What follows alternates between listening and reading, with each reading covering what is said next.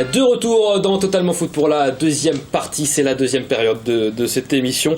On va parler du match du Mans FC. C'était ce week-end, match important, le dernier de l'année 2016. Justement, c'était contre le leader Saint-Privé-Saint-Hilaire.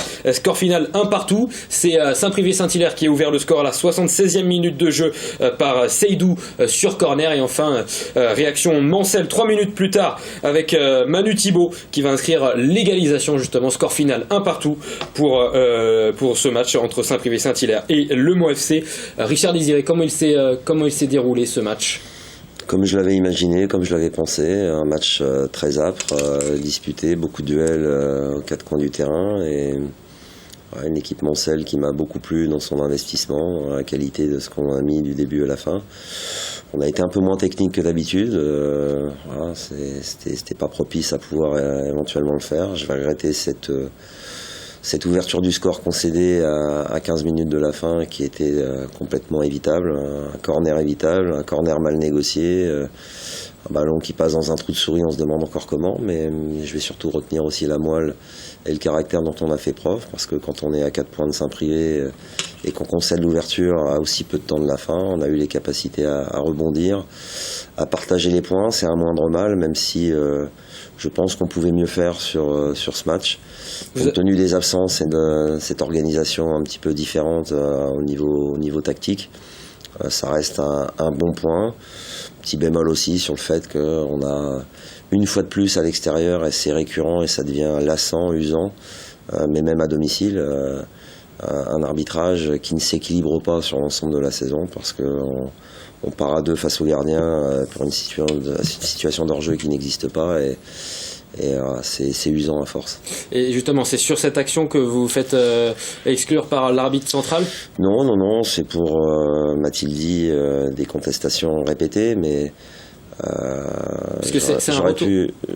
J'aurais pu poser une réserve technique en première, puisque toutes les 10 minutes, les joueurs de Saint-Privé étaient au sol et l'arbitre a arrêté le match. On n'est pas reparti par un ballon entre deux. Cette erreur flagrante et incroyable sur ce hors-jeu que lui-même aurait pu corriger. Et puis tout un tas de petites choses. Je suis resté très correct, très courtois. Je n'ai pas été désobligeant. Il a voulu affirmer son autorité en me mettant dehors. Je suis pas loin en 15 ans d'avoir fait 600 matchs sur un banc national de CFA depuis que je suis au Mans de CFA2 et aussi en Coupe de France au travers de nombreux parcours. Ça faisait 13 ans que je n'avais pas été sorti du banc et je l'ai été pour aucun propos déplacé et aucun acte incorrect de ma part. Vous savez, je suis au comité directeur de l'UNICATEF.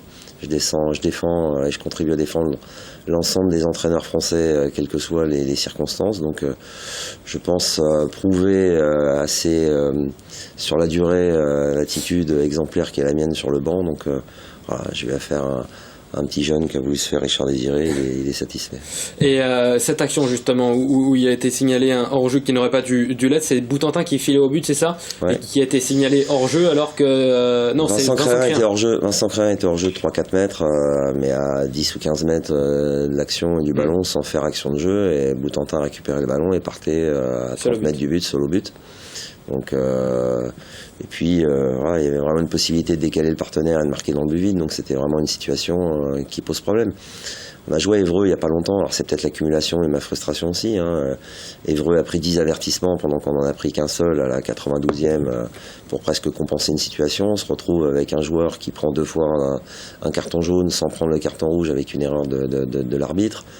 Vous avez constaté, vous, avec les images, qu'il y avait certains matchs où des pénaltys qui n'avaient pas été sifflés et qui paraissaient flagrants. Je pense notamment contre Chambly. Donc ça fait effectivement beaucoup. J'incrimine pas l'arbitrage, c'est très compliqué, mais je sais aussi ce que c'est. J'arbitre 2 à 3 heures par jour à chaque fois que je fais des séances d'entraînement avec mes joueurs. Ils contestent aussi de temps en temps.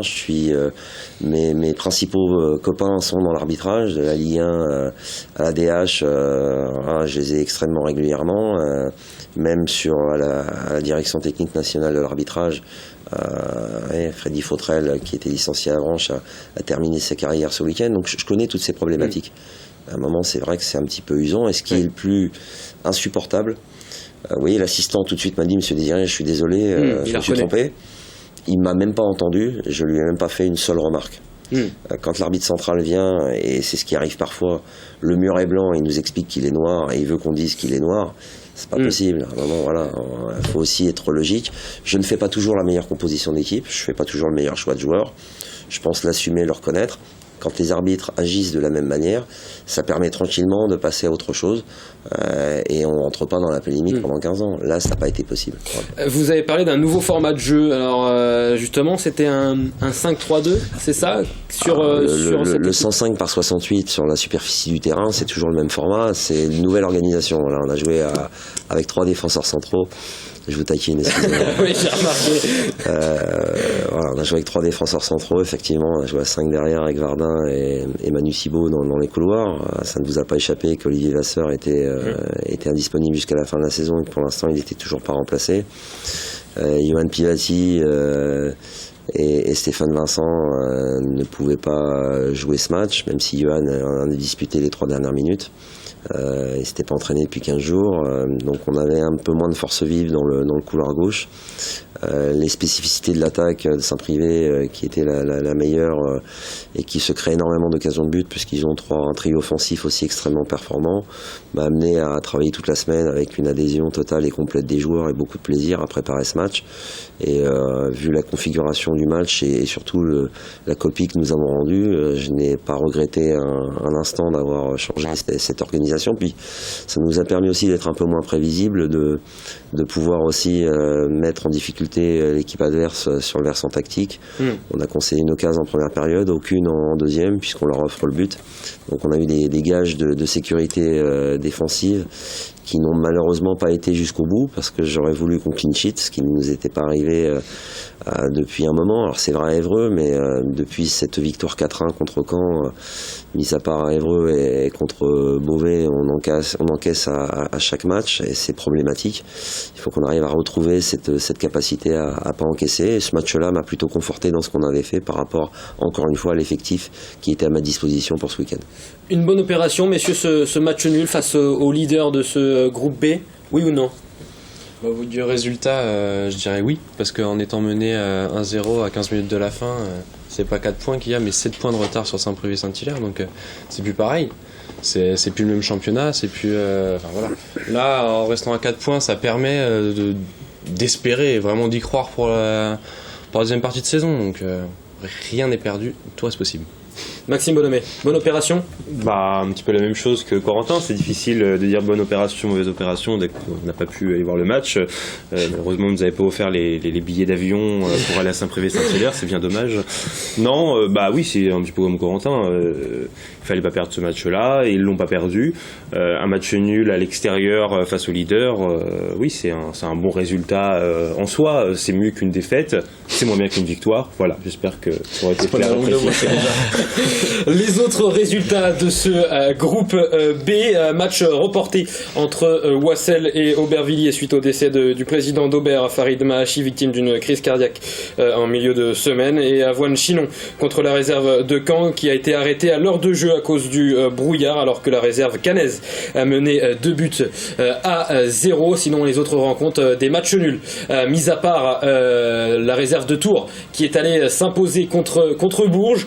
Au classement de ce groupe B, Le Mans FC occupe toujours la 2e place de ce championnat avec Saint-Privé-Saint-Hilaire qui est toujours leader avec 4 points d'avance sur les Manceaux. La réserve de Tours qui remonte à la 3e place avec 20 points sous réserve bien sûr du résultat d'Avoine-Chinon et de Caen, la réserve caennaise justement, qui la décision devrait être rendue dans les prochaines heures. Les prochains matchs de ce groupe B, Le Mans FC qui affrontera Wassel, le 5e de ce championnat. Ça sera le 14 janvier prochain, et Saint-Privé-Saint-Hilaire qui se déplacera à Avranches. Match arrêté à la 55e minute de jeu, me semble-t-il, pour Avoine-Chinon qui était mené 2 buts à 0. J'imagine que vous espérez que le match sera ou que le résultat sera le suivant, 2 à 0 pour la réserve caennaise. Non, le match va être rejoué. Et le match va être rejoué, c'est sûr? ce sont les règlements. Donc moi qui, avant de participer à une compétition, lis le règlement pour essayer de pas commettre d'erreurs en fonction de ce qui se passe. Le match, et qu'en Espagne, on reprend exactement au moment où le match s'est arrêté, mais ici, ça repartira à 0-0. Ça faisait 1 an et demi, ça fait 1 an et demi qu'Avoine est invaincu à domicile. J'ai trouvé ça assez marrant. Albert Boivin, l'entraîneur, m'expliquait que les conditions étaient exactement les mêmes entre le coup d'envoi et le moment où le match a été arrêté. C'est bizarre. Non. On le dira pas, mais bon. On le dira pas. Richard Desjiré, quel bilan tirez-vous, on est à la mi-saison, quel bilan tirez-vous de votre équipe du Mans FC, justement? Alors on n'est pas à la mi-saison. Parce avec le match de Wassel. On a joué 12 matchs depuis le début. C'est un bilan qui est plutôt intéressant. Il nous manque simplement cette victoire contre Bourges. Où malheureusement on a eu un couac à domicile, mais sinon à l'extérieur, une victoire, 5 nuls, une défaite. C'est un bilan totalement équilibré, qui est plutôt une allure d'une équipe qui est dans les coups pour jouer les premiers rôles à partir du moment où elle continue de s'imposer à domicile. Je vais regretter 2 ou 3 nuls à l'extérieur qui auraient dû être transformés en victoire. On n'a peut-être pas su forcer le destin pour nos deux premiers déplacements à Tours et à Avoine, parce qu'il y avait la place pour pouvoir gagner ces matchs. Après c'est un manque d'efficacité sur l'aspect offensif. On s'est mis à concéder un petit peu, mais cette équipe a de la moelle. Je suis plutôt satisfait de tout ce que l'on fait depuis le début de la saison. Il y a beaucoup de qualité dans le jeu, il y a des occasions de but assez nombreuses, une créa-indépendance que vous évoquiez qu'il faudra aussi corriger parce que en faisant le bilan un petit peu du dernier match à domicile contre Avranches, il a certes fait un triplé, mais chacun des joueurs a quasiment eu 1 ou 2 occasions pour pouvoir scorer dans ce match. Ce sont des signes d'amélioration qu'il faudra tendre à effectuer sur ce début d'année 2017. Si on veut continuer à être costaud, on a 3 matchs extrêmement importants pour démarrer. La réception de Wassel qui est un des plus gros budgets masse salariale de ce groupe, un déplacement à Blois, la réception d'Avoine. Si on regarde un petit peu le classement, il y avait ce premier match à Saint-Privé, mais les 3 de la reprise vendront eux aussi leur pesant de cacahuètes. Messieurs, le bilan justement, qu'est-ce que vous pensez de la situation du Mans FC au classement? Et on va faire les carnets de notes, une appréciation, quelle serait la vôtre concernant le Mans FC et cette première partie de saison? Corentin Perrin. Travail pas récompensé, je dirais. Travail pas récompensé. Ouais, parce que. Mais des efforts. Des efforts, des encouragements du jury. Non, mais. Pas de bavardage, c'est le principal. On voit qu'au niveau du jeu, c'est vraiment solide, avec une volonté de jouer justement comme l'année dernière. Et cette année, il y a plus de buts quand même de marquer. C'est vrai, comme disait Richard Desjiré, qu'il y a une créa-indépendance et c'est peut-être ce qui empêche le monde d'être premier à la trêve. Maxime Bonhomé, votre appréciation? Je vais faire une comparaison plutôt flatteuse pour Le Mans. Le Mans, c'est un petit peu comme le Paris Saint-Germain. Alors pas en ce moment, bien sûr, mais on attend toujours plus du Mans. C'est vrai qu'au niveau du jeu, on peut rien dire de spécial. C'est extrêmement bien. Ça joue très bien au football. C'est plaisant à voir. Malheureusement, c'est pas toujours l'équipe qui a le plus beau jeu qui remporte les matchs, et il n'y a pas de note artistique au football, ce qui est dommage d'ailleurs. Ça serait bien de temps en temps. Mais comment on serait peut-être premier avec la note artistique. Peut-être premier, voilà, et puis d'autres auraient pu monter également. Enfin bon, bref, tout ça pour dire que Le Mans a vraiment ses capacités, a les joueurs pour monter, à le niveau technique, tout est impeccable. Après voilà, comme disait Corentin, ils sont pas récompensés sur plusieurs matchs, et c'est ce qui est dommage. Mais sinon non, là, le début de saison, enfin en tout cas la première partie pour cette période de 2016 est très intéressante. on a pu le voir ne serait-ce que face à Chambly, même si c'est un match de Coupe de France, Le Mans a largement un niveau supérieur au niveau CFA2. Alors 3 points de moins que la saison passée à la même époque, 2 victoires de moins, 3 matchs nuls en plus, mais une défaite en moins. Le Mans gagne moins donc, mais perd un peu moins aussi. 5 victoires, 5 nuls, 2 défaites. Malgré ça, on est à peu de choses près dans la même situation que la saison passée à la trêve. Deuxième justement avec 4 points de retard sur le premier contre 3 l'an passé. Comment comptez-vous faire pour ne pas connaître l'échec de la saison dernière, Richard Désiré? Écoutez, il y a une mission, c'est de jouer les premiers rôles, mais elle est double cette mission. C'était aussi de produire du jeu et d'être au MMA, de faire venir du monde au stade. On pourrait se satisfaire de gagner des matchs en bétonnant un petit peu plus. L'idée, c'est de continuer à flirter avec ces 2000 spectateurs de moyenne qu'on a pu voir au MMA depuis le début de la saison. Les gens prennent du plaisir quand ils y viennent, ont envie de voir une équipe qui va de l'avant, une équipe qui se crée des occasions de but. J'ai toujours tendance à penser qu'on a plus de chances de gagner les matchs quand on obtient beaucoup d'occasions et quand on produit quelque chose. C'était pas forcément le cas la saison dernière. Il n'y a aucune comparaison possible avec le contenu de ce que je peux vivre au quotidien et l'investissement des joueurs. On espère simplement être un peu plus efficace. On va retoucher un petit peu les choses. C'est pour ça que je vais rester un petit peu aussi pour préparer cette deuxième partie de saison, de manière à se mettre dans les meilleures conditions et pas avoir de regrets à la fin. Après, ça reste du sport, hein. Les adversaires viennent avec leur organisation, font du kick and rush parfois, et c'est tout à leur honneur de vouloir essayer d'empêcher le supposé gros Le Mans de croquer tout le monde sur son passage. Et il faut qu'on trouve des solutions, il faut qu'on arrive à trouver de la largeur, de la profondeur, de l'efficacité. C'est ce qui nous a manqué un petit peu, mais voilà, je suis plutôt moins extrêmement satisfait de ces 6 premiers mois, et il faut simplement trouver la confirmation au cours des premiers matchs et au cours de cette deuxième partie de saison.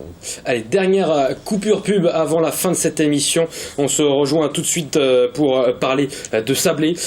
Maxime Bonhomé qui jouait contre Changé pour le derby. Derby Sarthe-Mayenne. Et puis on parlera encore une fois du Mans FC avec notre invité Richard Désiré. À tout de suite.